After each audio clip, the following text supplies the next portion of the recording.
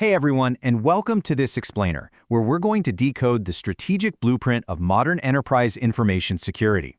We'll be breaking down the fundamental principles, the frameworks, and the methodologies that keep the world's most complex digital environments safe. If you've ever wondered how security architects build digital fortresses out of thin air, you are definitely in the right place. Let's dive in. Okay, let's take a quick look at our structural roadmap for today. We're going to cover the security illusion, the anatomy of a compromise, the architecture of defense, and finally, how to build a security ecosystem. All right, Section 1, the perfect security illusion. So before we even look at a single blueprint, we have to establish an absolute baseline rule. Information security is a process, not a goal. It is an ongoing, relentless, cyclical process. If you treat it like a final destination or just a simple box to check, well, your architecture is literally already failing. And the reason security is an endless process really comes down to a continuous balancing act. Imagine a scale. On one side, you've got this desire for absolute, ironclad protection. But on the other side, the demand for unrestricted availability. You just can't lock a system down so tight that nobody can actually use it. But obviously, you can't leave the front door wide open either. We're constantly balancing this across every operational layer, from the physical infrastructure right down to the people clicking the mouse. Every new tool you add, every new hire you bring on, shifts that weight. To really grasp this balancing act, let's take a quick look backward. Here's a brief map of how network evolution brought us to this point, moving across 4 distinct historical eras. It's crazy to see how each era just compounded the complexity of our defense. I mean, back in the 1930s and 40s, security literally meant physical locks and mechanical cryptography. Think of the Enigma machine. By the 60s and 70s, it shifted into local mainframes. Then the 80s hit, and vulnerability moved to the network itself with things like ARPANET. And today, we've got a global cyber landscape where millions of unsecured networks are constantly rubbing shoulders. Now a single compromised node halfway across the globe can threaten the entire web. Moving right along to Section 2. The anatomy of a compromise. In our connected ecosystem today, every single system lives in this weird dichotomy. It has a dual nature. It is simultaneously an active tool that can launch attacks and a targeted victim that desperately needs a defensive barrier. Think about it. When compromised, a totally harmless desktop computer gets weaponized to conduct attacks against others. It becomes the launchpad. But at the very same time, that system is the target being breached or degraded by outside threat agents. So architecting security isn't just about stopping someone from breaking into a machine, it's about stopping that machine from being turned into a weapon against someone else. Which brings up a pretty fundamental question about the structural integrity of our defenses. Practically speaking, how does a system actually break? Well, no matter how sophisticated an attack might seem, the anatomy of a breach always follows a very specific sequential pipeline.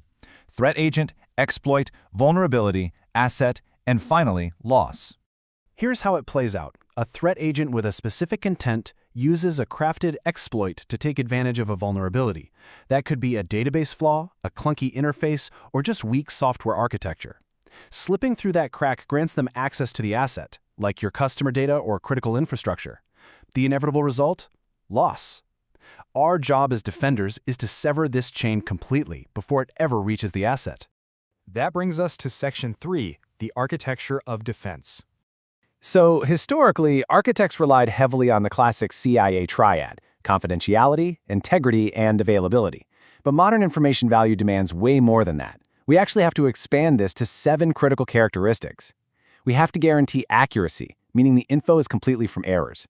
We need authenticity, proving data genuinely comes from its claimed source. There's utility, making sure data is in a format that's actually, useful. And finally, possession, protecting the physical or logical ownership of the data, even if confidentiality hasn't technically been breached yet. To juggle all 7 of those characteristics, security architects use a multi-dimensional model. And this model is built on 3 intersecting axes: the characteristics of the information itself, the physical state that information is currently in, and the specific security countermeasures we deploy to protect it.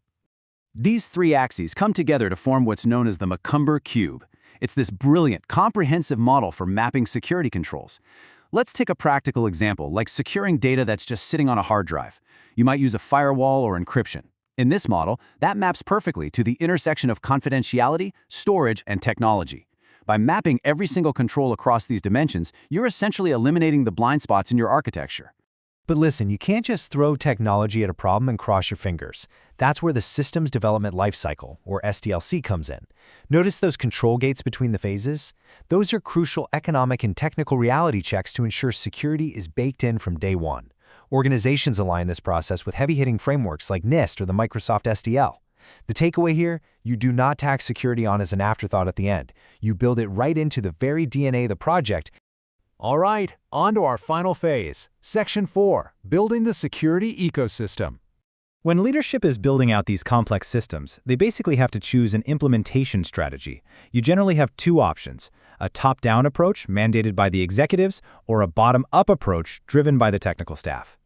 When we compare them side by side, it becomes super clear why grassroots efforts usually struggle. The bottom-up approach might have great intentions from the tech team, but it has a really low success rate because it lacks organizational backing. On the flip side, the top-down approach mandated by executives comes with formal policies, real funding, and actual accountability. For security to survive long-term, it absolutely has to be championed from the very top of the organization. And this top-down mandate creates a crystal-clear chain of responsibility. The CIO advises on the high-level strategy, delegating down to the CISO who actually manages the program. From there, the responsibility fractures out to data owners and data custodians. And then, finally, the data users. Those end users are the ultimate front line of your entire security posture, which, let's be honest, is exactly why we need so many of these defense frameworks in the first place. Now watch how all of this synthesizes into a single, comprehensive ecosystem where our blueprints overlap. The top-down mandate flows straight through the SDLC pipeline, from investigation to analysis to design. Inside that pipeline, the Macomber Cube dictates your specific mix of policy, education, and technology. And guarded deeply within all those layers sits your asset. Security is never just one piece of technology, it's a unified, living, layered organism. But after mapping out all of these intricate blueprints, frameworks, and methodologies, we land on one ultimate realization. Enterprise security is absolutely not just IT's problem. It's a collective, organizational, and fundamentally human responsibility. True enterprise defense lives right at the intersection of three specific domains. It's a science, demanding rigorous performance levels. It's an art, requiring intuitive design, because, let's face it, there's no universal manual for every new zero-day threat. But most importantly, it's a social science. Security begins and ends with the unpredictable behavior of humans interacting with the system. Knowing this, how will you balance the art, the science, and the social science in your own digital fortress? Thanks for joining me for this explainer, and I hope this gave you a powerful new lens for viewing your architecture.